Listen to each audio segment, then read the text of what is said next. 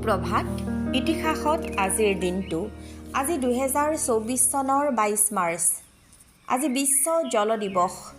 প্ৰতি বছৰে 22 মাৰ্চ তাৰিখে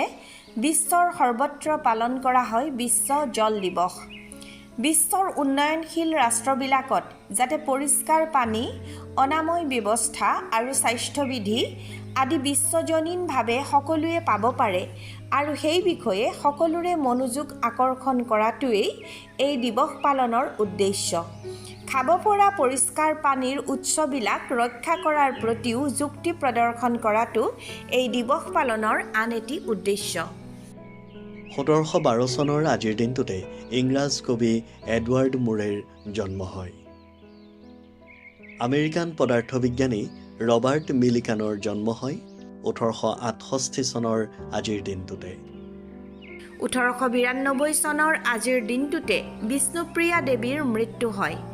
বিষ্ণুপ্ৰিয়া দেৱী হৈছে প্ৰাক জোনাকী যুগৰ এগৰাকী বিশিষ্ট কবি 1931 চনৰ আজিৰ দিনটোতে নোবেল বিজয়ী আমেৰিকান পদাৰ্থবিজ্ঞানী বাৰ্টন ৰিখটাৰৰ জন্ম হয়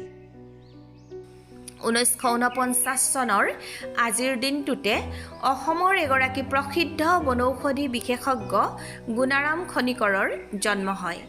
তেখেত গোলাঘাট জিলাৰ তেতেলীতলৰ ভাৰতীয় পাৰম্পৰিক চিকিৎসাৰ আঞ্চলিক গৱেষণা আৰু প্ৰশিক্ষণ কেন্দ্ৰ regional research and training centre on Indian traditional treatment চমুকৈ RRTCITTৰ প্ৰতিষ্ঠাতা আৰু পৰিচালন সঞ্চালক আছিল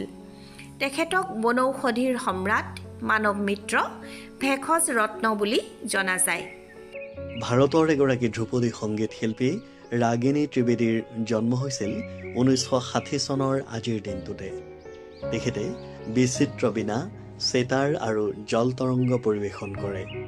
তেখেত মিশ্ৰবাণীৰ এগৰাকী অগ্ৰণী আৰু ওম স্বৰলিপি নামৰ ডিজিটেল স্বৰলিপি প্ৰণালীৰ উদ্ভাৱক